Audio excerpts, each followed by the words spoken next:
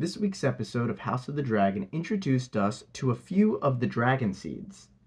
In this video, we're going to be talking about Hugh Hammer, who, in my opinion, was the most important Dragonseed. In the show, we get introduced to Hugh in King's Landing at the foot of the Iron Throne. He seems to be an accomplished blacksmith. He says he's happy to support the Greens, but needs to be paid up front. This is a big change from the books. In this video, we'll go over who Hugh Hammer was in the books and, more importantly, cover the prophecy that didn't come to fruition till nearly 150 years later. This video will have spoilers for House of the Dragon, so you've been warned. With the war raging between Rhaenyra's Blacks and Alicent Hightower's Greens, Jace, Rhaenyra's firstborn son and heir, attempted to greatly increase the Blacks' chances of winning the Dance of Dragons by attempting to create more of the most important and powerful piece in the war, dragon riders.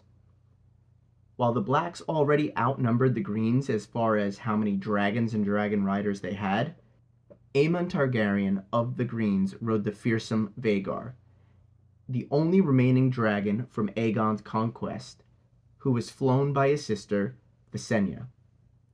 Due to her age, Vhagar was the largest and most feared dragon in all the world, so Jace's idea seemed a prudent measure and a very low-risk one. On Dragonstone, there were a number of dragons that were yet unclaimed by riders and therefore not an asset in the war.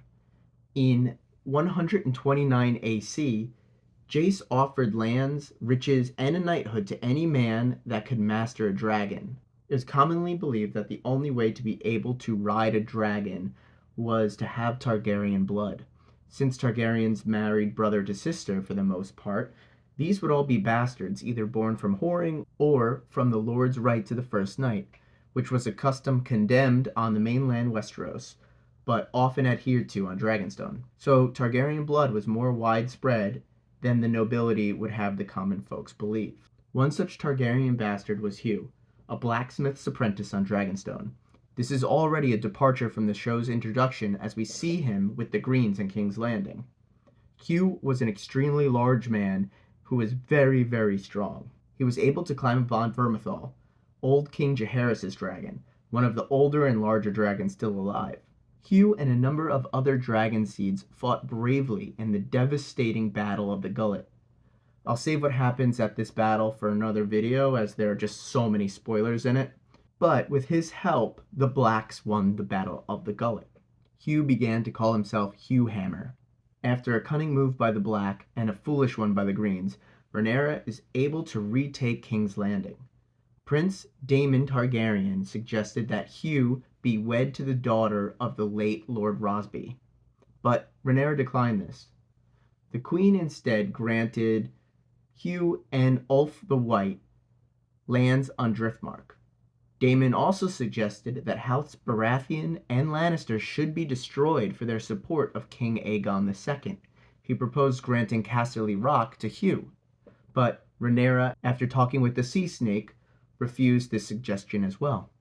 Later that year, Hugh was sent to help the Blacks defend the town of Tumbleton from Lord HighTowers' approaching host. During this battle, the battle that would become known as the First Battle of Tumbleton, he deflected to the Greens.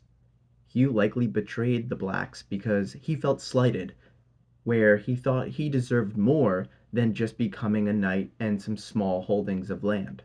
After the First Battle of Tumbleton, Hugh Hammer spent some time there, and it really devolved and became a lawless town. As things shook in the Game of Thrones, Hugh saw an opportunity to stake his own claim for the throne.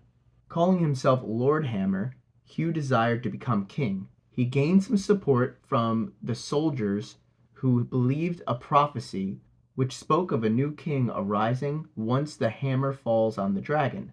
This prophecy, while from undetermined origins, ends up becoming true, as we learn around 150 years later, as Robert Baratheon, swinging his warhammer into Rhaegar's chest, ended the line of Targaryens.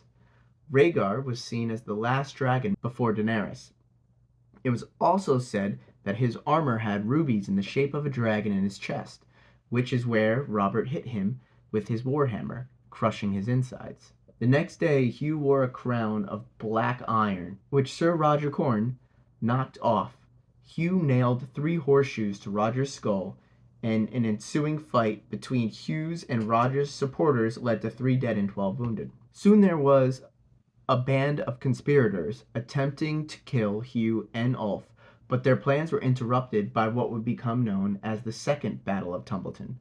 While Hugh was preparing for this battle, Sir John Roxton killed the Dragonseed with his Valyrian steel blade Orphan Maker. As Hugh woke up for the battle and was getting ready, he walked to his horse to be able to ride to his dragon, and John stopped him, saying, "Lord Hammer, my condolences." Hugh replied, "For what?" And then John said, "You died in battle," and then shoved his sword into his stomach.